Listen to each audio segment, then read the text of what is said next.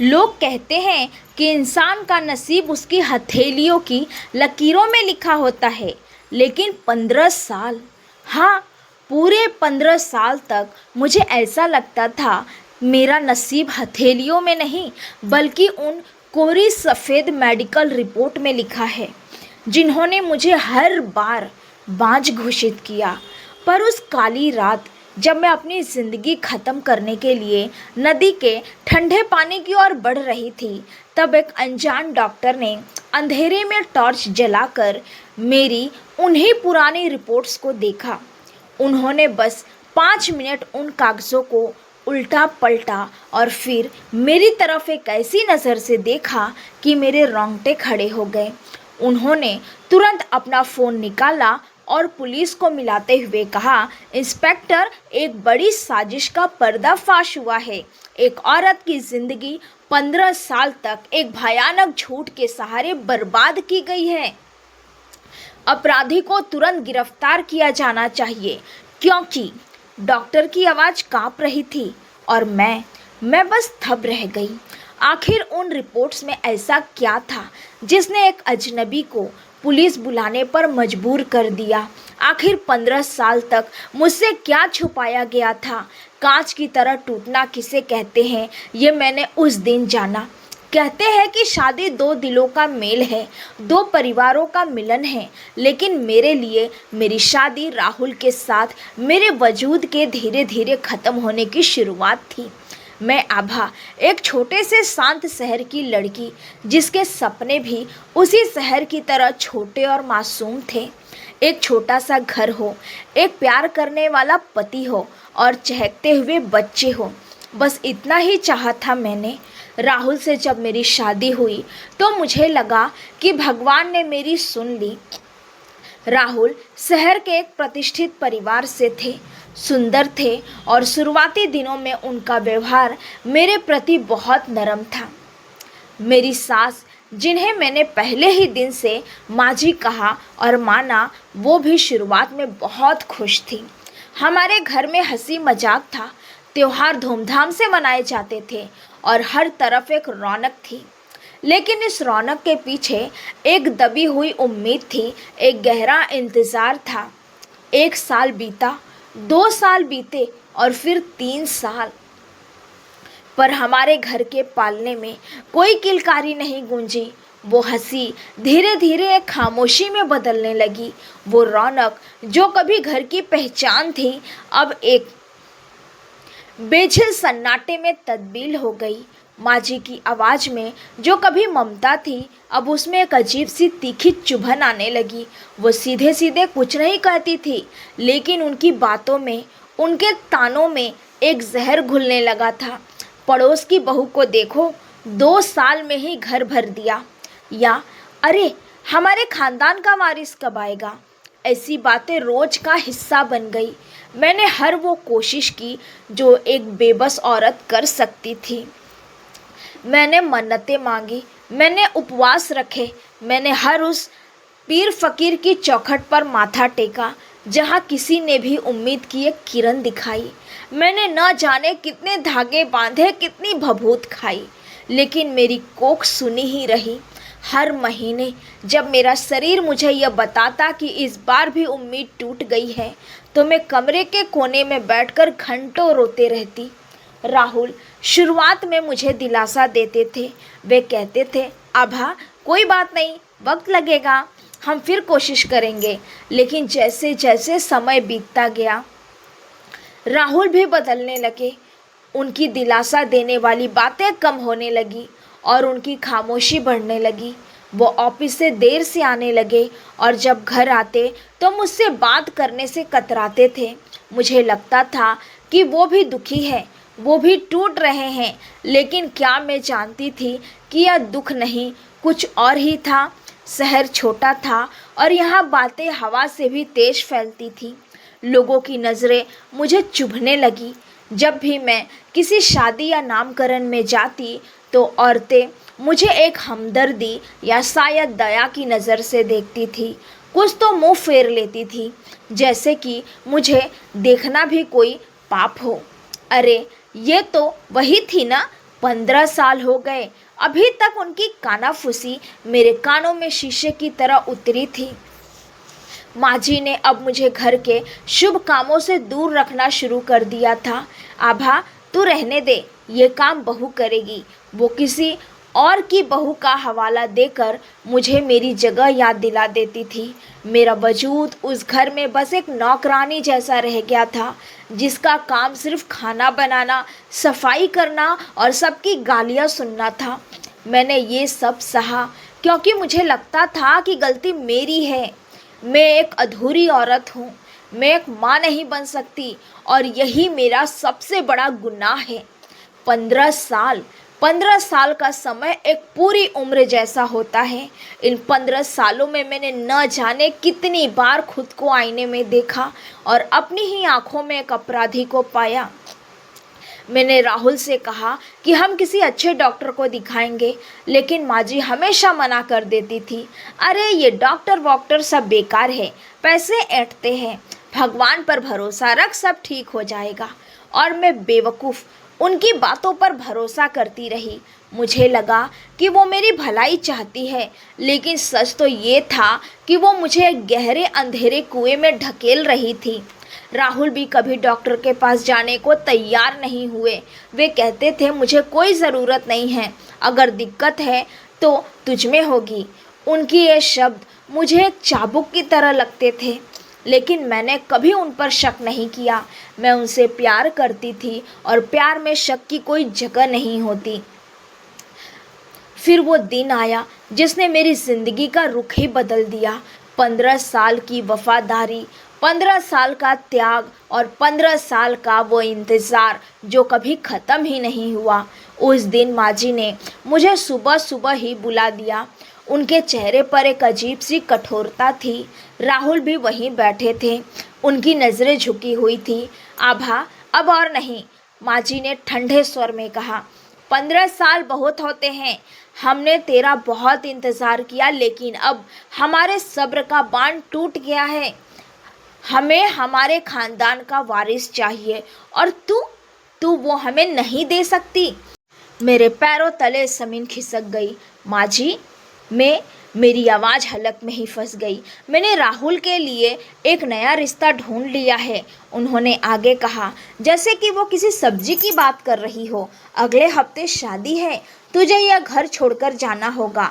ये सुनकर मुझे लगा कि किसी ने मेरे सीने में खंजर घोंप दिया हो। राहुल, मैंने उनकी तरफ देखा, उम्मीद की एक आखिरी किरण के साथ, लेकिन उन्होंने अपनी नज़रें उठाई नहीं। वो चुप रहे, वो खामोश रहे, जैसे कि उन्हें इन बातों से कोई फ़र्क ही नहीं पड़ता कि 15 साल तक उनके साथ रहने वाली औरत का क्या होगा। लेकिन माँ जी, मैं कहाँ जाऊँगी, मेरा तो इस दुनिया में कोई नहीं है, मैंने रोते हुए कहा। वो तेरी समस्या है, माँ जी ने निर्दयता से कहा। हम तुझे और बोझ नहीं उठा सकते, जा और अपनी किस्मत कहीं और आजमा। राहुल ने उठकर मेरा हाथ में एक छोटा सा बैग थमा दिया।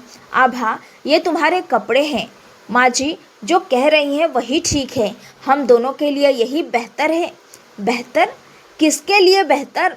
उनके लिए जो मुझे एक बेकार वस्तु की तरह कूड़ेदान में फेंक रहे थे, या मेरे लिए जिसकी पूरी ज़िंदगी एक पल में तबाह हो गई थी? राहुल की वो बेवफाई, उनकी वो चुप्पी मुझे मेरे बाँझपन से भी ज़्यादा दर्द दे रही थी।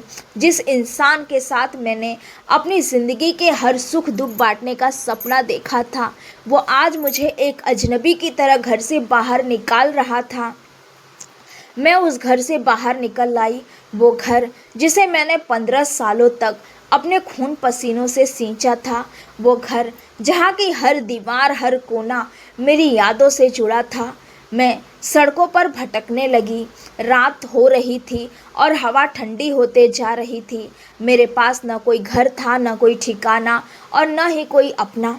मेरे हाथ में बस एक बैग था, जिसमें मेरे कुछ कपड़े और मेरी वो मेडिकल रिपोर्ट्स थी जो मेरे बाँझपन का सबूत थी। भटकते भटकते मैं नदी किनारे पहुंच गई। पानी का शोर बहुत तेज़ था। ऐसा लग रहा था कि नदी मुझे अपने पास बुला रही हो। आ जाओ आभा, यहाँ कोई ताने नहीं हैं, कोई दर्द नहीं है, कोई बेवफाई नहीं है, बस शांति है। मैं नदी के किनारे खड़ी हो गई। पानी मेरे पैरों को छू रहा था। एक कदम, बस एक कदम और सब कुछ खत्म हो जाएगा। यह दर्द, यह बेबसी, यह अपमान, सब कुछ एक पल में खत्म हो जाएगा। मैंने अपनी आंखें बंद कर ली और राहुल का चेहरा याद किया। उनकी वो खामोशी जो मुझे हर पल मार रही थी। मरना इतना आसान नहीं होता बेटी, एक आवाज़ ने मुझे पीछे से टोका। मैंने आंखें खोली और पीछे मुड़कर देखा। एक बुजुर्ग आदमी जिन्होंने सफ़ेद कोट पहना था मेरे पीछे खड़े थे। वो एक डॉक्टर लग रहे थे। उनकी आंखों में एक अजीब सी गहराई थी, एक ऐसा सुकून जो मैंने कभी नहीं देखा। आप कौन हैं? मैंने कांपती हुई आवाज़ में पूछा। मैं डॉक्टर अविनाश हूँ, उन्होंने नरम स्वर में कहा। और तुम यहाँ इस वक्त क्या कर रही हो? मैं कुछ कह नहीं पाई और फूट फूट कर रोने लगी। उन्होंने मेरा बैग देखा जो मेरे हाथ से छूटकर ज़मीन पर गिर गया था। उसमें से मेरी पुरानी मेडिकल रिपोर्ट बाहर निकल आई थी। उन्होंने उन रिपोर्ट्स को उठाया और टॉर्च की रोशनी में देखने लगे। मैं बस उन्हें देखती रही। मुझे लगा कि वो भी मुझे दया की नज़र से देखेंगे, वही बात कहेंगे जो हर कोई कहता है। लेकिन जब उन्होंने रिपोर्ट्स पढ़ी तो उनके चेहरे का रंग बदल गया। उनकी आंखों में हमदर्दी की जगह एक अजीब सा गुस्सा और हैरानी आ गई। ये नामुमकिन है, वो बुदबुदाए। रिपोर्ट्स? ये तो उन्होंने तुरंत अपना फ़ोन निकाला और किसी को फ़ोन मिलाया। इंस्पेक्टर, एक बड़ी साजिश का पर्दाफाश हुआ है। एक औरत की ज़िंदगी 15 साल तक एक भयानक झूठ के सहारे बर्बाद हो गई है। अपराधी को तुरंत गिरफ्तार किया जाना चाहिए। क्योंकि डॉक्टर अविनाश की आवाज़ उस अंधेरी रात में गूंज रही थी और मैं बस तब रह गई। आखिर उन रिपोर्ट्स में ऐसा क्या था जिसने एक अजनबी को पुलिस बुलाने पर मजबूर कर दिया? आखिर 15 साल तक मुझसे क्या छुपाया गया था? वो क्योंकि क्या था जिसने मेरी पूरी ज़िंदगी को एक नया मोड़ देने वाला था?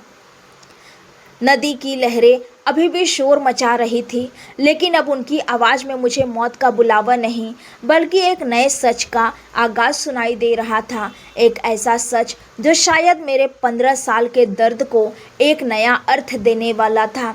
एक ऐसा सच जिसने झूठ की उस नींव को हिला कर रख दिया था जिस पर मेरी शादी टिकी थी। वो अंधेरी रात, वो ठंड पानी और वो अनजान डॉक्टर, ये सब मेरी ज़िंदगी के एक नए अध्याय की शुरुआत थी। लेकिन वो सच क्या था और राहुल का क्या हुआ? इन सब सवालों के जवाब अभी भी उस अंधेरे में छिपे थे जिसे डॉक्टर अविनाश की टॉर्च की रोशनी धीरे धीरे बेनकाब कर रही थी। डॉक्टर अविनाश का वो एक फ़ोन कॉल मेरी ज़िंदगी की दिशा बदलने वाला था। नदी का शोर अब भी वैसा ही था, लेकिन मेरे भीतर की खामोशी अब एक अजीब सी बेचैनी में बदल चुकी थी। डॉक्टर ने फ़ोन काटा और मेरी तरफ मुड़े। उनकी आंखों में अब वो नरमी नहीं थी, बल्कि एक ऐसी आग थी जो शायद किसी बड़े अन्याय को देखकर पैदा होती है। उन्होंने मेरा हाथ थामा और कहा कि बेटी, तुम जिसे अपनी किस्मत का लिखा समझकर जान देने चली थी, वो खुदा का फैसला नहीं, बल्कि इंसानों की रची हुई एक गंदी साजिश थी। मैंने कांपते हुए पूछा कि डॉक्टर साहब, आप क्या कह रहे हैं? इन रिपोर्ट्स में ऐसा क्या है? उन्होंने गहरी सांस ली और उन कागज़ों को मेरे सामने फैला दिया। टार्च की रोशनी सीधे उन शब्दों पर पड़ रही थी जिन्हें मैंने 15 सालों में 1000 बार देखा था, पर कभी समझ नहीं पाई थी। डॉक्टर अविनाश ने मुझे समझाना शुरू किया कि आभा, इन रिपोर्ट्स के मुताबिक तुम पूरी तरह स्वस्थ हो। तुम्हारी कोख में कोई कमी नहीं है। तुम माँ बन सकती थी। तुम आज भी माँ बन सकती हो। मेरे कान सुन्न पड़ गए। ये कैसे मुमकिन था? 15 साल तक मुझे यही बताया गया कि मुझ में कमी है। हर साल डॉक्टर के पास जाने के नाम पर राहुल मुझे जिस क्लिनिक ले जाते थे, वहाँ की रिपोर्ट्स तो यही कहती थी कि मैं कभी माँ नहीं बन पाऊँगी। डॉक्टर अविनाश ने कुराहट के साथ कहा कि ये रिपोर्ट्स फर्जी थे। उन पर जिस डॉक्टर के दस्तखत है वो राहुल का कोई करीबी जानकार रहा होगा। लेकिन आज तुम्हारे बैग से जो यह पुरानी रिपोर्ट निकली है ये उस सरकारी अस्पताल की है जहां तुम शादी से पहले साल में एक मामूली चेकअप के लिए गई थी। शायद वे लोग इस एक कागज को नष्ट करना भूल गए। इस रिपोर्ट में साफ लिखा है कि समस्या तुम्हारे पति राहुल में है। उसे एक ऐसी बीमारी है जिसके कारण वो कभी पिता नहीं बन सकता। वो पल मैं उसे शब्दों में कैसे बयां करूं। मुझे ऐसा लगा जैसे किसी ने मेरे पैरों के नीचे से ज़मीन खींच ली हो। 15 साल, 5475 दिन। मैंने हर रोज़ खुद को कोसा। मैंने अपने सांस के हर ताने को अपना नसीब समझकर गले लगाया। मैंने राहुल की बेरुखी को अपनी खता माना। मैंने न जाने कितनी रातें तकिए में मुंह छुपाकर सिर्फ इसीलिए रोए हुए काटी क्योंकि मुझे लगता था कि मैं राहुल को वो सुख नहीं दे पा रही जो एक पत्नी का धर्म होता है। और यहाँ सच ये था कि राहुल खुद उस कमी का शिकार था जिसे उसने मुझ पर थोप दिया था। उसने अपनी कमजोरी को ढकने के लिए मुझे एक बांझ औरत का ठप्पा लगा दिया था।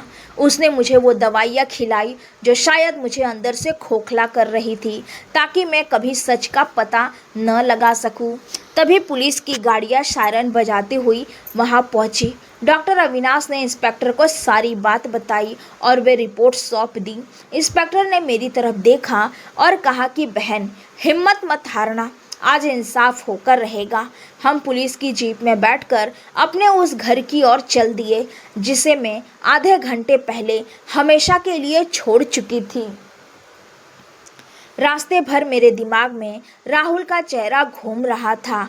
वो चेहरा जिस पर मैं फिदा थी, वो चेहरा जो 15 साल तक मेरा हमसफ़र रहा। क्या कोई इंसान इतना गिर सकता है? क्या अपनी झूठी मर्दानगी और ख़ानदान की इज्जत बचाने के लिए कोई अपनी पत्नी की पूरी ज़िंदगी आग में झोंक सकता है?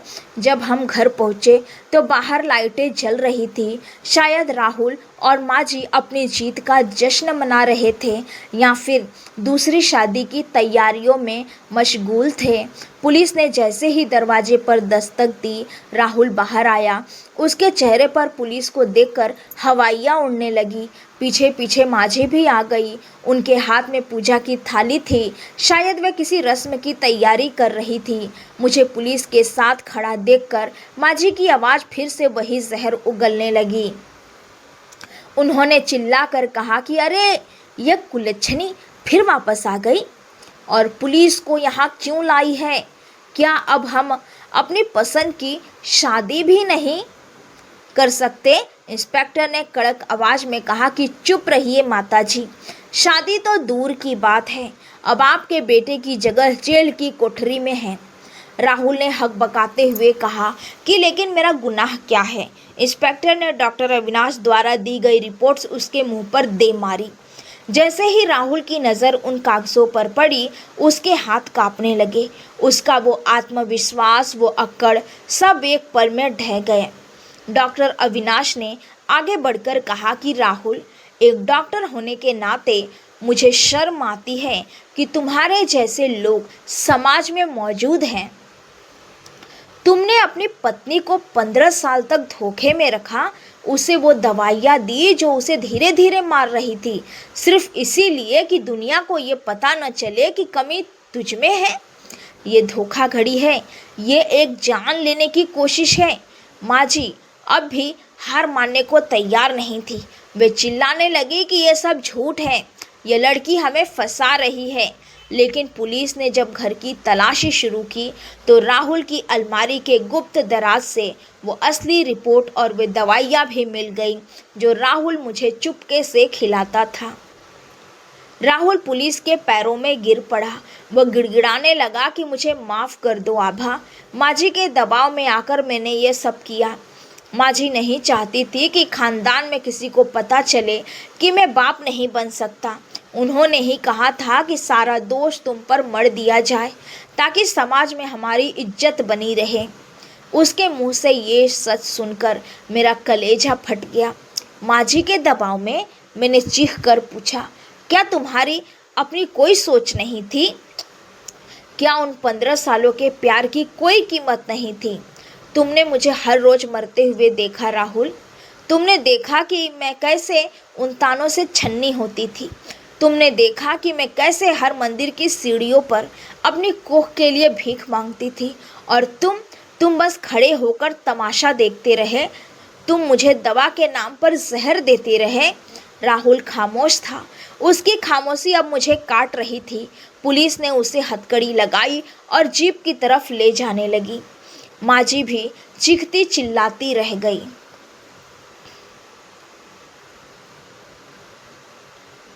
लेकिन पुलिस ने उन्हें भी सह अपराधी के रूप में हिरासत में ले लिया। पड़ोसी अपने घरों से बाहर निकल आए थे। वही लोग जो कल तक मुझे हेय दृष्टि से देखते थे, आज वे फुसफुसा रहे थे कि देखो, असली बांस तो राहुल निकला। लेकिन मुझे उन बातों से अब कोई फर्क नहीं पड़ रहा था। मेरा घर उजाड़ चुका था, मेरा विश्वास टूट चुका था। मैं उसी दहलीज पर बैठ गई जहाँ से मुझे धक्के देकर निकाला गया था। मेरे पास अब कुछ भी नहीं था सिवाय उन यादों के जो अब मुझे डंक मार रही थी। तभी डॉक्टर अविनाश मेरे पास आए। उन्होंने मेरे कंधे पर हाथ रखा और कहा कि आभा, आज एक अंधेरा खत्म हुआ है। अब तुम्हें अपने लिए एक नया सवेरा ढूंढना है। यह घर अब तुम्हारा नहीं है, लेकिन यह पूरी दुनिया तुम्हारी है। मैंने अपनी आंखों से आंसू पोंछे। 15 साल की वो बेचारी आभा उस घर की दहलीज पर ही मर चुकी थी। अब जो खड़ी थी वो एक ऐसी औरत थी जिसे सच का पता चल चुका था। मैंने तय किया कि मैं अब कभी पीछे मुड़कर नहीं देखूंगी। मैं उन लोगों की तरफ नहीं बनूंगी जिन्होंने मुझे चोट पहुंचाई। राहुल और उसकी माँ को उनके कर्मों की सज़ा मिल चुकी थी, लेकिन मेरी सज़ा तो अभी बाकी थी। वो सज़ा थी 15 साल की उस ज़िंदगी का गम मनाना जो मैंने एक झूठ के पोछे गवा दी थी। पर डॉक्टर की बातों ने मुझे एक उम्मीद दी। क्या मैं वाकई फिर से अपनी ज़िंदगी शुरू कर सकती थी? क्या समाज मुझे एक अकेली औरत के रूप में स्वीकार करेगा, या फिर ये लड़ाई अभी और लंबी होने वाली थी? जीप दूर जा चुकी थी। सायरन की आवाज़ अब धीमी पड़ रही थी। सन्नाटा फिर से पसर गया था, लेकिन यह वो सन्नाटा नहीं था जो मुझे डराता था। ये वो सन्नाटा था जो कुछ नया बुनने की तैयारी कर रहा था। मैंने अपना बैग उठाया, वही बैग जिसमें अब भी मेरी वो असली रिपोर्ट सुरक्षित थी। वो कागज़ का टुकड़ा नहीं, बल्कि मेरी आज़ादी का परवाना था। उस रात पुलिस की जीप के सायरन की आवाज़ जैसे जैसे धुंधली होती गई, मेरे भीतर का सन्नाटा गहराता चला गया। मैं उस ठंडी दहलीज पर बैठी थी जहाँ से कुछ घंटे पहले मुझे धक्के देकर निकाला गया था। पड़ोस के घरों की खिड़कियां धीरे धीरे बंद हो रही थी। वही लोग जो तमाशा देखने के लिए बाहर आए थे, अब कानाफूसी करते हुए अपने बिस्तरों की ओर जा रहे थे। मैंने सुना है, कोई कह रहा था, बेचारी का नसीब ही फूटा है। पहले कोख सुनी रही और अब सुहाग जेल चला गया। उन शब्दों ने मेरे सीने में आग लगा दी। सुहाग, वो इंसान मेरा सुहाग था जिसने 15 साल तक मेरी रूह का कत्ल किया। डॉक्टर अविनाश भी वहीं खड़े थे। उन्होंने अपनी जेब से रुमाल निकाला और मेरी तरफ बढ़ाया। बेटी, यहाँ बैठने से जख्म नहीं भरेंगे। यह घर अब कानून की निगरानी में है और तुम यहाँ सुरक्षित नहीं हो। चलो, मेरे साथ चलो। मेरी क्लिनिक के ऊपर मेरा एक छोटा सा निवास है, वहाँ तुम रह सकती हो जब तक तुम अपने रहने का कोई इंतज़ाम नहीं कर लेती। मैंने उनकी तरफ देखा। एक अनजान शख्स जिससे मैं चंद घंटे पहले मरने के इरादे से मिली थी, वो आज मेरे अपनों से कई ज़्यादा अपना लग रहा था। मैंने अपना फटा हुआ बैग उठाया और उनके पीछे चल दी। अगली सुबह जब सूरज निकला तो वो मेरे लिए रोशनी नहीं, बल्कि एक नई चुनौती लेकर आया था। शहर के अखबारों में छोटी सी खबर छपी थी कि एक प्रतिष्ठित परिवार के बेटे ने अपनी बांझपन की बात छुपाने के लिए पत्नी को दी फर्जी दवाई या गिरफ्तार। खबर पढ़कर मेरा सिर चकरा गया। राहुल के पिता इस शहर के नामी वकील रहे थे। उनकी इज्जत मिट्टी में मिल चुकी थी और मुझे पता था कि अब वे लोग चुप नहीं बैठेंगे। राहुल भले ही जेल में था, लेकिन उसका रसूख और पैसा अभी भी बाहर पहरा दे रहा था। डॉक्टर अविनाश ने मुझे नाश्ता दिया और कहा, आभा, अब असली लड़ाई शुरू होगी। राहुल के वकील भाई और उसके रसूखदार दोस्त तुम्हें इस केस को वापस लेने के लिए मजबूर करेंगे। वे तुम्हें डराएंगे, लालच देंगे और समाज में तुम्हारी छवि बिगाड़ने की कोशिश करेंगे। क्या तुम तैयार हो? मैंने अपनी मुट्ठियाँ भींच ली। 15 साल तक मैं डरी रही हूँ डॉक्टर साहब। अब खोने के लिए बचा ही क्या है? जो औरत अपनी जान देने जा चुकी हो, उसे मौत का डर नहीं होता। दोपहर होते होते राहुल का बड़ा भाई समीर क्लिनिक पर आ धमका। उसने चेहरे पर वही पुरानी अकड़ थी। उसने मुझे देखते ही कहा, आभा, ये क्या तमाशा लगा रखा है? घर की बात घर में रहनी चाहिए थी। राहुल ने जो किया वो गलत था, हम मानते हैं, लेकिन उसे जेल भिजवाकर तुमने क्या मिलेगा? समाज में थू-थू हो रही है। चुपचाप पुलिस स्टेशन चलो और अपना बयान बदलो। हम तुम्हें गुजारा भत्ता देंगे, शहर के बाहर एक फ्लैट दिला देंगे। बस ये केस ख़त्म करो। उसकी बातें सुनकर मेरा खून खौल उठा। मैंने खड़ी होकर उनकी आंखों में आंखें डालकर कहा, भाई साहब, 15 साल तक जब मैं अपनी माँ मुझे बाँझ कहकर कोसती थी, तब आपकी इज्जत कहाँ थी? जब राहुल मुझे नकली दवाइयाँ खिलाकर मेरी सेहत बर्बाद कर रहा था, तब घर की बात घर में क्यों नहीं रही? आज जब आपकी गर्दन फंसी है तो आपको समाज की फिक्र हो रही है। ये केस वापस नहीं लूँगी। राहुल को वही भुगतना होगा जो उसने मेरे साथ किया है। समीर का चेहरा गुस्से से लाल हो गया। देख लेना, एक अकेली औरत इस शहर में कैसे सर उठाकर चलती है। हम भी देखते हैं। तुम कोर्ट में खड़ी भी नहीं हो पाओगी। ऐसे ऐसे इल्ज़ाम लगेंगे कि तुम फिर से उसी नदी की तरफ भागोगी। वो पैर फटकता हुआ चला गया। उसके जाने के बाद मेरा शरीर कांपने लगा। मुझे पता था कि वो सच कह रहा था। हमारा समाज आज भी औरतों को ही कसूरवार मानता है, चाहे जुल्म उस पर कितना भी क्यों ना हुआ हो। अदालत की पहली पेशी का दिन आया। मैं सफ़ेद साड़ी पहनकर, आंखों में काजल और मन में हिम्मत लेकर कोर्ट पहुंची। जैसे ही मैं परिसर में दाखिल हुई, लोगों की नज़रें मुझे बिंधने लगी। कुछ औरतें मुझे दया से देख रही थी तो कुछ पुरुष ऐसे देख रहे थे जैसे मैं कोई मुजरिम हूँ। राहुल को पुलिस वैन से उतारा गया। उसके चेहरे की चमक जा चुकी थी। दाढ़ी बड़ी हुई थी, लेकिन उसकी आंखों में पछतावा नहीं बल्कि नफरत थी। उसने मुझे देखा और बुदबुदाया, तूने अच्छा नहीं किया आभा, तुझे इसकी कीमत चुकानी पड़ेगी। अदालत की कार्यवाही शुरू हुई। राहुल के वकील ने अपनी जिरह शुरू करते ही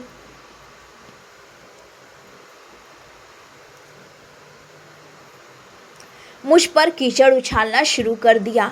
मिलॉर्ड, ये औरत मानसिक रूप से बीमार है। बच्चे न होने के दुख से इसने अपनी सुध बुध खो दी है और अब अपने पति पर झूठे आरोप लगा रही है। ये जो रिपोर्ट्स डॉक्टर अविनाश दिखा रहे हैं वे खुद फर्जी हो सकती है। क्या पता इस औरत का डॉक्टर अविनाश के साथ कोई पुराना रिश्ता हो। पूरी अदालत में सन्नाटा छा गया। मेरे पैरों के नीचे से ज़मीन खिसक गई। मुझे लगा कि मैं अभी बेहोश होकर गिर जाऊंगी। एक औरत के चरित्र पर हमला करना सबसे आसान हथियार है। राहुल की माँ वहीं पीछे बैठी मुस्कुरा रही थी। डॉक्टर अविनाश ने गुस्से में अपना हाथ उठाया, लेकिन जज ने उन्हें चुप रहने को कहा। वकील ने आगे बढ़कर कहा, क्या सबूत है कि दवाइयाँ राहुल ने ही दी थी? शायद यह औरत खुद यह सब खाती थी ताकि उसे बच्चा न हो और वो आज़ाद रह सके। मेरा सर फटने लगा, आंखों से आंसू बहने लगे। क्या यही इंसाफ है? 15 साल की वफादारी का सिला ये मिला कि आज मुझे एक बदचलन औरत साबित करने की कोशिश की जा रही थी। मैंने अपनी आंखें बंद की और उस रात को याद किया जब मैं नदी किनारे खड़ी थी। नहीं, मैं पीछे नहीं हटूंगी। मैंने खड़ी होकर जज साहब से अनुमति मांगी। मिलॉर्ड, मुझे कुछ कहना है। जज ने मुझे बोलने का मौका दिया। मैंने भरी अदालत में कहा, 15 साल पहले जब मैं इस घर में बहू बनकर आई थी तो मेरे पास केवल सपने थे। उन 15 सालों में मैंने एक बार भी अपने पति के खिलाफ आवाज़ नहीं उठाई। अगर मुझे आज़ाद रहना होता तो मैं 15 साल तक हर रोज़ जलील होने का इंतज़ार नहीं करती। ये रही वो असली रिपोर्ट जो सरकारी अस्पताल की है, जहां राहुल के पिता ने भी मुझे भर्ती कराया था जब मुझे एक बार तेज बुखार आया था। शायद वे भूल गए हैं कि उस फाइल में राहुल का भी ब्लड टेस्ट हुआ था। और ये रही वो डायरी जिससे मैंने हर उस दिन का जिक्र किया है जब राहुल ने मुझे ज़बरदस्ती वे दवाइयाँ खिलाई। मैंने वो डायरी जज की मेज पर रख दी। वो मेरी निजी डायरी थी जिसमें मैंने अपना सारा दर्द पन्नों पर उतारा था। जज ने उन पन्नों को पलटा। कमरे में मौजूद हर शख्स की सांसें थम गई थी। राहुल का वकील अब पसीने पोंछ रहा था। डॉक्टर अविनाश ने वो फर्जी रिपोर्ट भी पेश की जो राहुल ने बरसों से बनवाई थी और साबित किया कि कैसे मेडिकल साइंस के साथ खिलवाड़ किया गया। लड़ाई लंबी खिंचती गई। हर तारीख पर मुझे नए अपमान का सामना करना पड़ता था। समाज ने मेरा बहिष्कार कर दिया था। पड़ोस की दुकानों से मुझे राशन मिलना बंद हो गया था। लोग मेरी पीठ पीछे हंसते थे, लेकिन इन सब के बीच एक आवाज़ मेरे साथ थी। वो थी डॉक्टर अविनाश की और उन बच्चों की जो क्लिनिक के पास वाली झुग्गियों में रहते थे। मैंने उन बच्चों को पढ़ाना शुरू कर दिया। उनकी मासूम मुस्कुराहट मुझे हिम्मत देती थी। एक दिन जब मैं कोर्ट से लौट रही थी, राहुल की माँ मेरा रास्ता रोककर खड़ी हो गई। उन्होंने अपना पल्लू मेरे सामने फैला दिया। आभा, अपनी माँ को माफ़ कर दे। राहुल की ज़िंदगी बर्बाद हो जाएगी। वो जेल में सड़ जाएगा। हम तुझे बहुत पैसा देंगे, बस केस वापस ले ले। मैंने उनका हाथ पकड़कर नीचे किया। माँ जी, जिस दिन आपने मुझे धक्के मारकर निकाला था उस दिन मैं आपकी बेटी नहीं थी।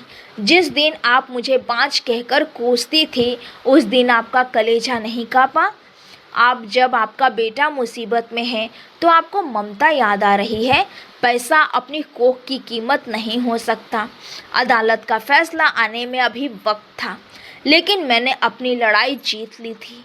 मैंने राहुल से तलाक के कागज़ तैयार करवा लिए थे। मैं अब उस नाम के साथ नहीं जीना चाहती थी जिसने मुझे सिर्फ दर्द दिया। लेकिन एक रात जब मैं अपने छत पर बैठी थी, मुझे एक गुमनाम खत मिला।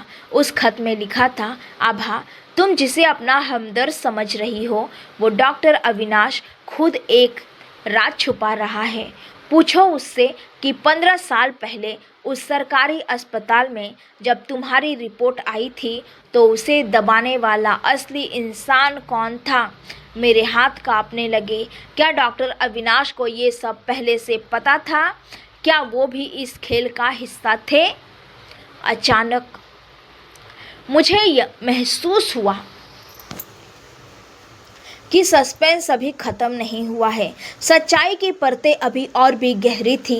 क्या डॉक्टर अविनाश वाकई मेरे मसीहा थे या फिर उस पूरी साजिश के सूत्रधार? मैंने खिड़की से बाहर देखा। चांद बादलों में छिपा हुआ था। अंधेरा घना था और मेरे मन में शंकाओं का तूफान उठ खड़ा हुआ था। आगे मुझे उस डॉक्टर का सामना करना था जिसे मैंने भगवान मान लिया था। क्या वह वाकई निर्दोष थे या फिर 15 साल पहले की उस रिपोर्ट के पीछे उनका भी कोई हाथ था? अदालत का फैसला आने में अभी वक्त था, लेकिन मैंने अपनी लड़ाई का आधा हिस्सा जीत लिया था। मैंने राहुल से तलाक के कागज़ तैयार करवा लिए थे और उस घर में अपना बचा खुचा सामान समेट लिया था। मैं अब उस नाम के साथ नहीं जीना चाहती थी जिसने मुझे सिर्फ 15 साल का दर्द और अपमान दिया। उस शाम में डॉक्टर अविनाश की क्लिनिक की छत पर बैठी ढलते हुए सूरज को देख रही थी।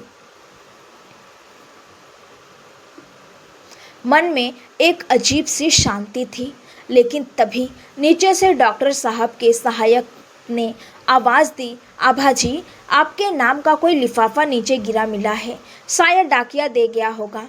मैं नीचे आई और वो लिफाफा हाथ में लिया। वो कोई साधारण खत नहीं था, उस पर भेजने वाले का नाम नहीं था, बस मेरा नाम टेढ़े मेढ़े अक्षरों में लिखा था। मैंने थक थक करते दिल से उसे खोला। अंदर एक मटमैला सा कागज़ था जिस पर लिखा था, आभा, तुम जिसे अपना मसीहा मान रही हो वो डॉक्टर अविनाश खुद एक खौफनाक राज छुपा रहा है। जिस इंसान ने तुम्हारी ज़िंदगी के 15 साल छीनने में राहुल के पिता की मदद की थी, वो कोई और नहीं, यही डॉक्टर अविनाश है। पूछो इससे कि 15 साल पहले उस सरकारी अस्पताल की पहली रिपोर्ट को गायब करने वाला असली हाथ किसका था। क्या तुम एक गुनहगार के साए में रहकर इंसाफ की उम्मीद कर रही हो? खत पढ़ते ही मेरे हाथ कांपने लगे, आंखों के सामने अंधेरा छा गया। क्या यह मुमकिन था? जिस इंसान ने मुझे मौत के मुंह से निकाला, जिसने मुझे छत दी, जिसने मेरे लिए समाज और कानून से दुश्मनी मोल ली, क्या वो भी इस काली साजिश का एक अहम हिस्सा था? क्या मेरी पूरी जिंदगी सिर्फ एक शतरंज की बिसात थी जहां हर कोई अपनी चाल चल रहा था? बाहर अचानक तेज हवाएं चलने लगी और बारिश की बूंदें क्लिनिक के टीन की छत पर शोर मचाने लगी। मैंने खिड़की से देखा, डॉक्टर अविनाश अपनी सफ़ेद गाड़ी से उतरकर क्लिनिक के अंदर आ रहे थे। उनकी चाल में वही हमेशा वाली सौम्यता थी, लेकिन आज वो मुझे एक नकाब जैसी लग रही थी। मैं सीढ़ियों से नीचे उतरी। मेरा पूरा शरीर गुस्से और डर से कांप रहा था। मैं सीढ़ियों से नीचे उतरी। मेरा पूरा शरीर गुस्से से कांप रहा था। डॉक्टर साहब जैसे ही अपने कैबिन में दाखिल हुए, उन्होंने मुझे देखा। आभा, तुम यहाँ इतनी रात को और इतनी परेशान क्यों हो? सब ठीक तो है ना? उन्होंने अपनी मेज पर चाबियाँ रखी और पानी का ग्लास उठाने के लिए हाथ बढ़ाया। मैंने बिना एक शब्द बोले वो खत उनकी मेज पर पटक दिया। जैसे ही उनकी नज़रें उन पंक्तियों पर पड़ी, उनका हाथ हवा में ही रुक गया। कमरे में एक ऐसा सन्नाटा छा गया जो बाहर हो रही बारिश को शोर को और भी ज़्यादा भयानक कर रहा था। डॉक्टर अविनाश का चेहरा सफ़ेद पड़ गया। उन्होंने चश्मा उतारा और कुर्सी पर निढाल होकर बैठ गए। उन्होंने मेरी तरफ देखने की हिम्मत नहीं की। डॉक्टर साहब, क्या यह सच है? मैंने भारी आवाज़ में पूछा। क्या आप मुझे 15 साल पहले से जानते हैं? क्या उस सरकारी अस्पताल में जहां मेरी वो पहली रिपोर्ट आई थी जिसने मेरी ज़िंदगी बदल दी, वहां आप भी मौजूद थे? डॉक्टर अविनाश ने एक गहरी आह भरी। उनकी आंखों में पानी भर आया था। उन्होंने धीमी आवाज़ में कहा, आभा, सच की उम्र बहुत लंबी होती है। मैंने सोचा था कि मैंने अपनी वफादारी और तुम्हारी मदद करके उस पाप का प्रायश्चित कर लिया है, लेकिन शायद भगवान चाहते थे कि मैं पूरी तरह नंगा हो जाऊं। हाँ आभा, ये सच है। मैं 15 साल पहले मैं उसी सरकारी अस्पताल में एक जूनियर पैथोलॉजिस्ट था। मेरे पैरों तले ज़मीन खिसक गई। तो ये सब एक नाटक था। मैंने चीख कर कहा, क्यों क्यों किया आपने ऐसा? अगर मुझे उस दिन पता चल जाता कि मैं स्वस्थ हूँ तो मेरी जवानी के वो 15 साल एक नरक में नहीं बीतते। मैं हर रोज़ उस बाँझपन के ताने से नहीं मरती। आपने राहुल के पिता का साथ क्यों दिया? आखिर कितने में बिकी थी आपकी ईमानदारी? आभा, मेरी बात सुनो, वे गिड़गिड़ाए। उस समय राहुल के पिता शहर के सबसे बड़े वकील और अस्पताल ट्रस्ट के अध्यक्ष थे। मेरी छोटी बहन का दिल का ऑपरेशन होना था और मेरे पास एक कौड़ी नहीं थी। उन्होंने मुझसे कहा कि अगर मैं तुम्हारी और राहुल की रिपोर्ट बदल दूं तो वे मेरी बहन के ऑपरेशन का पूरा खर्चा उठाएंगे और मुझे नौकरी से भी नहीं निकालेंगे। मैं मजबूर था आभा। मैं एक भाई था जो अपनी बहन को मरते नहीं देख सकता था। मैंने उस रिपोर्ट पर दस्तखत कर दिए और राहुल की कमी को तुम्हारी कमी बना दिया। मैं निशब्द खड़ी थी। मेरे आंखों में आंसू नहीं बल्कि आग बरस रही थी। एक बहन की जान बचाने के लिए आपने एक दूसरी औरत की पूरी ज़िंदगी दांव पर लगा दी। क्या आपको एक बार भी मेरी याद नहीं आई? डॉक्टर साहब बोले। उस दिन के बाद से मैं एक पल भी चैन से नहीं सोया। तुम्हारी वो रिपोर्ट मैंने जला दी थी, लेकिन उसकी एक कार्बन कॉपी मैंने अपने पास छुपा ली थी। जब राहुल के पिता की मौत हुई और मुझे पता चला कि राहुल तुम्हें घर से निकाल चुका है, तो मुझे लगा कि अब मेरा कर्ज उतारने का समय आ गया है। उस रात नदी किनारे मैं इत्तेफाक से नहीं आया था आभा। मैं साये की तरह तुम्हारे पीछे था। मैं तुम्हें मरने नहीं दे सकता था, क्योंकि तुम्हारी मौत का बोझ मेरी रूह कभी नहीं सह पाती। इसीलिए मैंने पुलिस को फ़ोन किया। इसीलिए मैंने कोर्ट में गवाही दी। मैं जानता था कि एक दिन मेरा सच भी सामने आएगा और मैं जेल जाने के लिए तैयार हूँ। तभी बाहर किसी के चिल्लाने की आवाज़ आई। समीर अपने गुंडों के साथ क्लिनिक का दरवाज़ा तोड़कर अंदर घुस आया था। समीर के हाथ में एक हॉकी स्टिक थी और उसकी आंखों में खून सवार था। उसे पता चल गया था कि डॉक्टर अविनाश के पास वो असली सबूत है जो राहुल को उम्र कैद दिला सकती है। समीर ने चिल्लाकर कहा, कहाँ है बुड्ढे? आज कोई पुलिस तुम्हें नहीं बचाएगी। और आभा, तुझे तो मैं आज उस नदी में खुद फेंक कर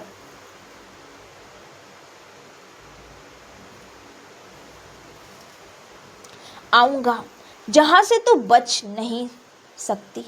डॉक्टर अविनाश ने तुरंत मुझे केबिन के पीछे वाले गुप्त दरवाजे की तरफ ढकेला। आभा, भागो, यहाँ से निकलो और सीधे वकील साहब के घर जाओ। मेरे पास राहुल के उन सभी फर्जी डॉक्टरों की लिस्ट है जिन्होंने 15 साल तक तुम्हें गलत दवाइयाँ दी। वो अलमारी के तीसरे खाने में है। उसे ले लो और भागो। इससे पहले कि मैं कुछ समझ पाती, समीर के गुंडों ने केबिन का दरवाज़ा तोड़ दिया। उन्होंने डॉक्टर अविनाश को बेरहमी से पीटना शुरू कर दिया। मैं एक कोने में दुबक गई। मेरा दिल इतनी ज़ोर से धड़क रहा था कि मुझे डर था कि वे सुन लेंगे। मैंने देखा कि समीर डॉक्टर साहब का गला दबा रहा था और पूछ रहा था, कहाँ है वो कागजात? बोल, वरना आज तेरी आखिरी रात है। डॉक्टर साहब खून से लथपथ थे, लेकिन उन्होंने अपना मुंह नहीं खोला। उनकी नज़रें मुझसे मिली, जैसे वो कह रहे हो, भागो आभा, अपनी आज़ादी के लिए भागो। मैंने अपनी पूरी हिम्मत जुटाई और रेंगती हुई उस अलमारी तक पहुंची। मेरे हाथ कांप रहा था, लेकिन मैंने वो लिफाफा निकाल लिया। जैसे ही मैं बाहर निकलने की कोशिश करने लगी, समीर की नज़र मुझ पर पड़ गई। पकड़ो इसे। ये रही वो फाइल। मैं बारिश में भीगती हुई क्लिनिक से बाहर सड़क की ओर भागी। पीछे गुंडों के पैरों की आवाज़ें आ रही थी। अंधेरा घना था और बिजली कड़क रही थी। मुझे समझ नहीं आ रहा था कि मैं कहाँ जा रही हूँ, बस भाग रही थी। तभी अचानक सामने से एक गाड़ी की हेडलाइट ने मेरी आँखों की चुंधिया दिया। गाड़ी रुकी और उसमें से पुलिस इंस्पेक्टर बाहर निकले। डॉक्टर अविनाश ने पहले ही अलार्म दबा दिया था। पुलिस को देखकर समीर और उसके गुंडे पीछे के रास्ते से भाग निकले। मैं वहीं सड़क पर गिर पड़ी। मेरे हाथ में वो लिफाफा था जिसमें राहुल की पूरी काली कुंडली थी। डॉक्टर अविनाश को अस्पताल ले जाया गया। उनकी हालत नाजुक थी। अगली सुबह जब मैं उनसे मिलने पहुंची तो वे वेंटिलेटर पर थे। उन्होंने इशारे में मुझे पास बुलाया। उन्होंने अपना मास्क हटाया और बहुत धीमी आवाज़ में कहा, आभा, मुझे माफ़ कर देना। मेरी आंखों से आंसू छलक पड़े। उस इंसान ने गुनाह किया था, लेकिन उस गुनाह को सुधारने के लिए उसने अपनी जान की बाजी लगा दी थी। मैंने उनका हाथ थाम लिया और कहा, डॉक्टर साहब, सज़ा राहुल को मिलेगी, आपको नहीं। आपने मुझे सच दिया है और यही सबसे बड़ी जीत है। अदालत की अगली सुनवाई में यह लिफाफा पेश किया गया। उसमें उन 5 डॉक्टरों के हल्फनामे थे जिन्हें राहुल ने 15 सालों से पैसे देकर मेरा गलत इलाज करवाया था। राहुल और उसकी मां के पास अब बचने का कोई रास्ता नहीं था। जज ने अपना ऐतिहासिक फैसला सुनाया। राहुल को 14 साल की कड़ी सज़ा और उसकी मां को सबूत मिटाने और साजिश रचने के लिए 5 साल की जेल। साथ ही उन सभी डॉक्टरों के लाइसेंस हमेशा के लिए रद्द कर दिए गए। अदालत के बाहर मीडिया का जमावड़ा था। सब मुझसे पूछ रहे थे, आभा जी अब आप क्या करेंगी। समीर दूर खड़ा मुझे नफरत भरी नज़रों से देख रहा था। उसके पास आकर बुदबुदाया, तुम जीत तो गई, पर अब इस समाज में तुम्हारी क्या जगह है। एक बांझ औरत जिसे उसके पति ने छोड़ दिया अब कहाँ जाएगी। मैंने मुस्कुराकर अपनी रिपोर्ट की फाइल उसके हाथ में थमा दी। समीर, इस रिपोर्ट को पढ़ लो। बाज मैं नहीं, तुम्हारा भाई था। और ये रही बात समाज की, और जिस समाज में तुम जैसे लोग रहते हैं, मुझे उस समाज का हिस्सा बनना ही नहीं है। मैं अब अपनी एक नई दुनिया बसाऊंगी। मैं उस कोर्ट परिसर से बाहर निकल रही थी, तभी मुझे याद आया कि डॉक्टर अविनाश ने एक और बात कही थी। उन्होंने कहा था कि 15 साल पहले की उस रिपोर्ट में एक और ऐसी बात थी जो शायद मेरी ज़िंदगी में फिर से खुशियाँ ला सकती थी। वो क्या थी? क्या वाकई मेरी कोख में अब भी उम्मीद बची थी? सच्चाई जानने के लिए मुझे एक बार फिर उसी सरकारी अस्पताल के रिकॉर्ड्स रूम जाना था जहाँ से शब्द शुरू हुआ था। कोर्ट की सीढ़ियों से उतरते वक्त मेरे कानों में डॉक्टर अविनाश के वो आखिरी शब्द किसी पुराने मंदिर की घंटी की तरह गूंज रहे थे। उन्होंने कहा था कि 15 साल पहले उस रिपोर्ट में एक और ऐसी बात थी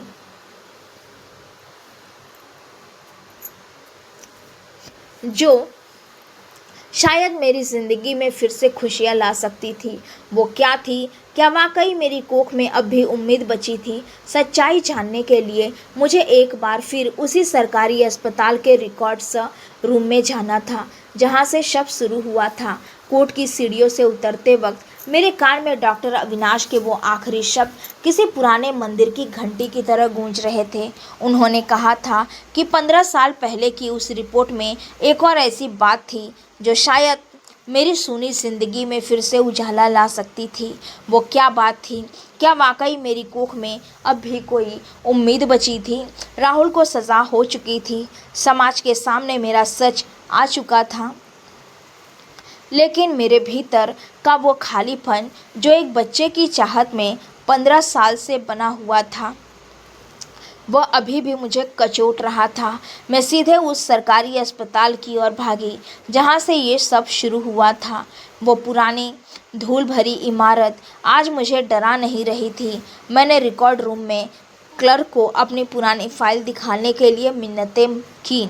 घंटों की मशक्क़त के बाद जब वो पीला पड़ चुका लिफाफा मेरे हाथ में आया तो मेरे हाथ कांप रहे थे। मैंने उसे खोला और 15 साल पुरानी उस रिपोर्ट की ओरिजिनल कॉपी को पढ़ना शुरू किया। मेरी आंखें फटी की फटी रह गई। उस रिपोर्ट्स में राहुल के पिता के दबाव में जो बदलाव किए गए थे वो तो साफ थे, लेकिन नीचे रिमार्क में एक छोटी सी टिप्पणी डॉक्टर अविनाश ने उस वक्त भी जोड़ दी थी, शायद अपने प्रायश्चित के लिए। उसमें लिखा था, मरीज की शारीरिक बनावट और अंडे पूरी तरह स्वस्थ है, लेकिन उनके खान पान में कुछ ऐसे तत्वों की मिलावट पाई गई है जो अस्थायी रूप से प्रजनन क्षमता को रोक रहे हैं। यदि यह मिलावट बंद की जाए तो गर्भधारण की संभावना 100% है। मेरा कलेजा मुंह को आ गया। खान पान में मिलावट, इसका मतलब राहुल और उसकी माँ मुझे 15 साल तक सिर्फ बाज घोषित ही नहीं कर रही थी, बल्कि वे मुझे धीरे धीरे जहर दे रही थी। वे मुझे ऐसी दवाइयाँ खिला रहे थे जिससे मैं कभी माँ बन ही न पाऊँ। राहुल ने अपनी मर्दानगी के झूठे मुखौटे को बचाने के लिए एक औरत की कुदरती शक्ति को ही ख़त्म करने की साजिश रची थी। मैं वहीं अस्पताल के ठंडे फर्श पर बैठ गई और फूट फूट कर रोने लगी। 15 साल, 5000 से ज़्यादा दिन में मैंने उस इंसान को अपना सब कुछ माना जिसने मेरी कोख में एक बंजर ज़मीन बनाने के लिए हर रोज़ साजिश रची। वो जो दूध माँ जी मुझे रोज़ रात को अपने हाथ से पिलाती थी, जिसे मैं उनका प्यार समझती थी, वो असल में मेरे मातृत्व का कत्ल था। लेकिन उस रिपोर्ट ने मुझे एक उम्मीद दी थी, संभावना 100% है क्या आप 35 साल की उम्र में, जब मेरा शरीर उन 15 सालों के जुल्म से थक चुका है, क्या अब भी कुछ मुमकिन था? मैं शहर की सबसे बड़ी गायनोकोलॉजिस्ट डॉक्टर सुजाता के पास पहुंची। उन्होंने जब मेरी पूरी कहानी सुनी और वे रिपोर्ट्स देखी तो उनकी आंखों में भी आंसू आ गए। उन्होंने मेरा हाथ थामकर कहा, आभा, तुमने जो सहा है वो कोई आम औरत नहीं सह सकती। लेकिन कुदरत बहुत बलवान होती है। अगर हम आज से ही डिटॉक्स और सही इलाज शुरू करें तो शायद वो चमत्कार हो जाए जिसके लिए तुमने आधी ज़िंदगी कुर्बान कर दी। अगले 6 महीने मेरी ज़िंदगी का सबसे कठिन इम्तिहान थे। एक तरफ समाज था जो अभी भी मुझे तलाकशुदा और अकेली औरत के रूप में देख रहा था। समीर और उसके लोग अभी भी मुझे धमकियां दे रहे थे कि राहुल को जेल से बाहर निकाल लेंगे। लेकिन मेरा ध्यान सिर्फ अपने इलाज पर था। मैं हर रोज़ कड़वी दवाइयाँ खाती, योग करती और ईश्वर के पास बस एक आखिरी मौका मांगती थी। अब उस पुराने घर में नहीं रह सकती थी। मैंने शहर के किनारे एक छोटा सा स्कूल खोल लिया था जहाँ मैं गरीब बच्चों को मुफ्त पढ़ाती थी। उन बच्चों की चहचहाट मुझे सुकून देती थी। डॉक्टर अविनाश अब भी व्हीलचेयर पर थे, लेकिन वे हर रोज़ मेरे स्कूल आते और बच्चों को चेकअप करते। हम दोनों ने एक दूसरे के जख्मों को सहलाते हुए एक नया रिश्ता बना लिया था, बाप और बेटी का। एक शाम जब मैं स्कूल से लौट रही थी,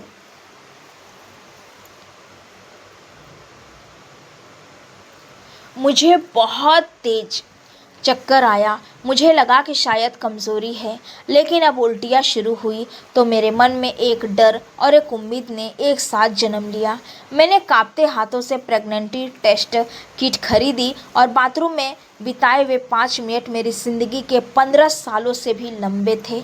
जब मैंने उस किट को देखा तो उस पर 2 गुलाबी धारियाँ उभर आई थी। मैं अपनी चीख रोक नहीं पाई। मैं ज़मीन पर गिर गई और पागलों की तरह हंसने और रोने लगी। कुदरत ने राहुल के हर झूठ को हरा दिया था। मैं माँ बनने वाली थी। जब यह खबर समीर और उसके परिवार तक पहुंची तो उनके पैरों तले ज़मीन खिसक गई। समीर ने एक रात मेरे घर का दरवाज़ा खटखटाया। इस बार उसने हाथ में हॉकी स्टिक नहीं थी, बल्कि उसके चेहरे पर डर था। आबा, क्या सुन रहा हूँ? यह बच्चा ये राहुल का है? उसने कांपती आवाज़ में पूछा। मैंने दरवाज़ा आधा खोलकर उसकी आंखों में देखा। हाँ समीर, ये राहुल का ही बच्चा है, वही बच्चा जिसे तुम और तुम्हारा भाई 15 साल तक मारते रहे। यह बच्चा अब इस खानदान की जायदाद का वारिस होगा और तुम्हारे भाई के हर गुनाह का जीता जागता सबूत भी। समीर गिड़गिड़ाने लगा। आभा, इसे ख़त्म कर दो। हम तुम्हें मुँह मांगी कीमत देंगे। अगर यह बच्चा दुनिया में आया तो राहुल की जेल से छूटने की सारी उम्मीदें ख़त्म हो जाएंगी और समाज हमें थूकेगा। मैंने मुस्कुरा कर कहा, कीमत? 15 साल की मेरी आहुति की क्या कीमत लगाओगे समीर? जाओ यहाँ से और अपने भाई को बता देना कि उसकी बर्बादी का अंत अब उसकी अपनी ही औलाद करेगी। मेरा गर्व बढ़ता गया और उसके साथ ही मेरी हिम्मत भी। पूरा शहर अब मेरे साथ खड़ा था। वही औरतें जो कभी मुझे कोसती थी, अब वे मेरे लिए घर घी के लड्डू और फल लेकर आती थी। आबा, हमें माफ़ कर देना, हम तो सच जानते भी नहीं थे, वे कहती थी। लेकिन मेरी असली परीक्षा अभी बाकी थी। 7वें महीने में मुझे खबर मिली कि राहुल ने जेल में खुद को नुकसान पहुंचाने की कोशिश की है। वह अस्पताल में भर्ती है। वो मुझसे मिलना चाहता था। डॉक्टर अविनाश ने मना किया, लेकिन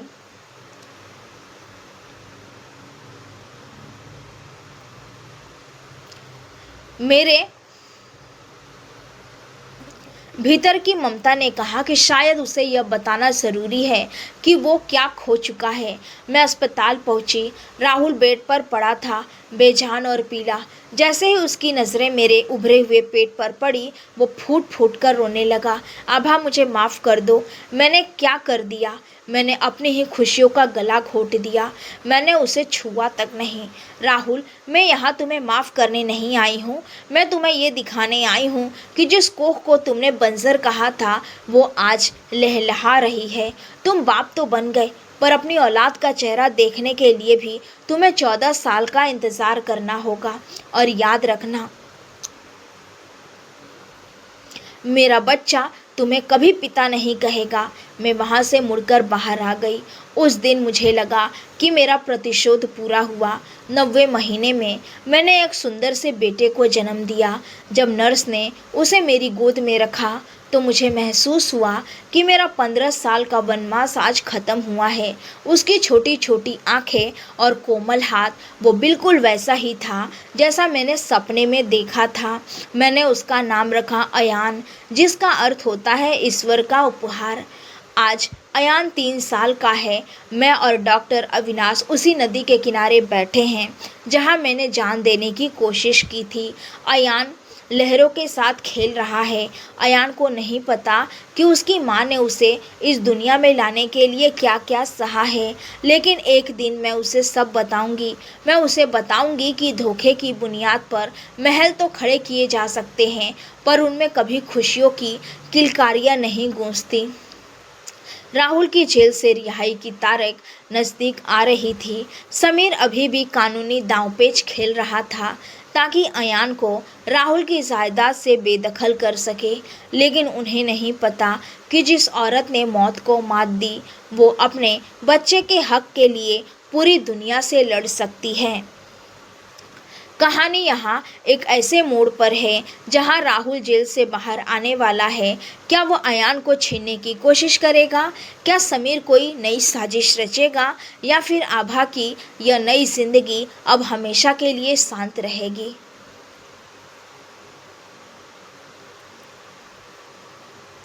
नदी की लहरें आज भी वही शोर कर रही थी, लेकिन उस शोर में अब मुझे अपनी मौत का बुलावा नहीं, बल्कि अयान की खिलखिलाहट सुनाई दे रही थी। अयान रेत में घर बना रहा था और मैं दूर क्षितिज को देख रही थी जहां सूरज ढलने को था। डॉक्टर अविनाश ने मुझे आगाह किया था कि राहुल की रिहाई का मतलब है तूफान का वापस आना। समीर ने पहले ही शहर के बड़े वकीलों की फौज खड़ी कर ली है। उसका दावा सीधा था कि अयान राहुल का बेटा नहीं हो सकता, क्योंकि 15 साल तक राहुल और मेरी कोई संतान नहीं हुई। इसीलिए बच्चा किसी धोखे का परिणाम है। वो मुझे एक बार फिर समाज की नज़रों में गिराना चाहता था। वो चाहता था कि अयान को नाजायज साबित कर दिया जाए ताकि राहुल की पुश्तैनी जायदाद और कोठी पर सिर्फ समीर का कब्जा रहे। राहुल जेल से बाहर आने वाला था और मुझे पता था कि वो अपनी हार इतनी आसानी से स्वीकार नहीं करेगा। रिहाई के दिन शहर की जेल के बाहर भारी भीड़ थी। राहुल जब बाहर निकला तो वो 15 साल पुराना आदमी नहीं लग रहा था। वो झुक गया था। उसकी आंखों के नीचे काले घेरे थे, लेकिन समीर ने जैसे ही उसके कान में कुछ फूंका, राहुल की नज़रों में वही पुरानी चालाकी लौट आई। वे दोनों सीधे कोर्ट पहुँचे। उन्होंने अयान के पैतृत्व को चुनौती दी और मुझ पर चरित्रहीनता का केस कर दिया। कोर्ट का वह कमरा एक बार फिर गवाह बना मेरी अग्नि परीक्षा का। समीर के वकील ने चिल्लाकर कहा, मिलॉर्ड, जिस औरत को 15 साल तक मेडिकल साइंस ने बांझ कहा, आज अचानक जेल से अलग होने के बाद माँ कैसे बन गई? यह बच्चा राहुल का नहीं है। यह इस औरत की एक साजिश है ताकि वह हमारे क्लाइंट की संपत्ति हड़प सके। हम अयान का डीएनए टेस्ट चाहते हैं। पूरी अदालत में सन्नाटा छा गया। लोग कानाफूसी करने लगे। राहुल की माँ भी व्हीलचेयर पर वहाँ मौजूद थी। उनकी आंखों में पछतावा नहीं, बल्कि वही पुरानी नफरत थी। मैंने अपनी मुट्ठियाँ भींच ली। डॉक्टर अविनाश ने मेरा हाथ लगाकर थामकर कहा, डरो मत आभा, सच को किसी प्रमाण की ज़रूरत नहीं होती, लेकिन कानून की होती है। मैंने खड़ी होकर जज साहब की तरफ देखा। मिलॉर्ड, मुझे इस टेस्ट से कोई एतराज़ नहीं है, लेकिन मेरी एक शर्त है। अगर टेस्ट पॉजिटिव आता है तो ये साबित होता है कि अयान राहुल का ही बेटा है, तो राहुल को अपनी इस साजिश के लिए दोबारा जेल जाना होगा, जिसने उसके मुझे 15 साल तक नशीली दवाइयाँ देकर बांझ बनाए रखा। वो रिपोर्ट जो सरकारी अस्पताल से मिली थी वो साफ कहती है कि दवाइयाँ बंद होते ही मैं माँ बन सकती थी। अयान उस सच का सबसे बड़ा सबूत है। अगले 7 दिन मेरे लिए किसी कायनात से कम नहीं थे। अयान का ब्लड सैंपल लिया गया। राहुल और समीर मुस्कुरा रहे थे। उन्हें लग रहा था कि वे जीत जाएंगे, लेकिन वे ये भूल गए थे कि कुदरत अपना हिसाब खुद चुकता करती है। 8वें दिन रिपोर्ट आई। जज ने लिफाफा खोला और चश्मा पहनकर उसे पढ़ा। कमरे में मौजूद हर शख्स की सांसें थमी हुई थी। जज ने अपना फैसला सुनाना शुरू किया। डीएनए रिपोर्ट के अनुसार अयान 99.9% राहुल का ही जैविक पुत्र है। ये साबित होता है कि आभा जी ने जो भी आरोप लगाए हैं वे पूरी तरह सत्य हैं। अयान का जन्म इस बात का प्रमाण है कि राहुल ने 15 साल तक मेडिकल फ्रॉड किया और अपनी पत्नी को धोखे में रखा। अदालत में तालियों की गूंज सुनाई दी। राहुल का चेहरा काला पड़ गया। समीर ने अपनी नज़रें झुका ली, लेकिन फैसला अभी बाकी था। जज ने आगे कहा, चूंकि राहुल ने जेल से बाहर आते ही अपनी पत्नी और बच्चों के खिलाफ फिर से झूठी साजिश रची और अदालती समय बर्बाद किया, इसीलिए उन्हें उनकी बची हुई पैतृक संपत्ति का 70% हिस्सा अयान के नाम ट्रस्ट में जमा करना होगा। साथ ही समीर को धोखाधड़ी के साथ देने के लिए 2 साल की सज़ा सुनाई जाती है। समीर को वही हथकड़ी लगा दी गई। राहुल अपनी मां की व्हीलचेयर पकड़कर खड़ा रहा, बिल्कुल बेबस और लाचार। वो कोठी, वो नाम, वो रसूख जिसके लिए उन्होंने मुझे बर्बाद किया था, आज वही उनके गले का फंदा बन गया था। कोर्ट से बाहर निकलते समय राहुल ने मेरा रास्ता रोका। वो फूट फूट कर रोने लगा। आभा, मुझे माफ़ कर दो, मैं अयान को गोद में लेना चाहता हूँ। वो मेरा वारिस है, मेरी आखिरी उम्मीद है। मैंने अयान को अपनी गोद में उठाया और राहुल से 2 कदम दूर हट गई। राहुल, वारिस वो होता है जो बाप के नाम को आगे बढ़ाए। अयान मेरा बेटा है, वो मेरा संघर्ष की पहचान है। तुम सिर्फ उसके जन्म के एक दुर्घटना हो। उसे तुम्हारा नाम नहीं, मेरा संस्कार चाहिए। आज के बाद अगर तुमने हमारे साये को भी छूने की कोशिश की तो याद रखना कि कानून अब मेरे साथ है। राहुल की माँ चिल्लाती रह गई, लेकिन पुलिस ने उन्हें वहां से हटा दिया। मैंने पीछे मुड़कर नहीं देखा। अगले कुछ सालों में मैंने उस जायदाद के पैसे से एक अस्तित्व आश्रम बनाया, जहां हर उस औरत को शरण मिलती है जिसे उसके परिवार ने अपूर्ण या बाँझ कहकर ठुकरा दिया था। डॉक्टर अविनाश का देहांत हो गया, लेकिन मरते दम तक उनकी आंखों में एक सुकून था कि उन्होंने अपना कर्ज उतार दिया। आज अयान स्कूल जाता है, वो जानता है कि उसकी माँ एक विजेता है। कभी कभी वो मुझसे पूछता है, माँ, हम उस बड़ी कोठी में क्यों नहीं रहते? मैं उसे चूमकर कहती हूँ, बेटा, महलों में अक्सर दिल छोटे होते हैं। हमारी ये छोटी सी कुटिया ही हमारा असली साम्राज्य है। 15 साल पहले मैं उस नदी में डूबने गई थी, लेकिन आज मैं उसी नदी के किनारे खड़ी होकर हज़ारों औरतों को डूबने से बचा रही हूँ। समाज आज मुझे बाज नहीं, मसीहा कहता है, लेकिन मेरे लिए सबसे बड़ा खिताब वही है जब अयान मुझे माँ कहकर पुकारता है। मेरी कहानी उन सभी औरतों के लिए एक मशाल है जो आज भी बंद कमरों में तानों की आग में जल रही हैं। याद रखना, तुम अधूरी नहीं हो। तुम्हारी कोख या तुम्हारा शरीर तुम्हारी पहचान नहीं है। तुम्हारी हिम्मत ही तुम्हारा असली अस्तित्व है। शाम ढल चुकी थी। अयान मेरा हाथ पकड़कर घर की ओर ले जा रहा था। नदी का पानी अब शांत था, जैसे वो भी मेरी जीत का गवाह बनकर चुपचाप बह रहा हो। अंधेरा हो गया था, लेकिन मेरे घर का दिया पूरी रोशनी के साथ जल रहा था। तो दोस्तों, ये थी मेरी आप बीती 15 साल तक जिस कलंक को मैंने अपना नसीब माना, वो असल में अपनों की ही एक सोची समझी साजिश थी।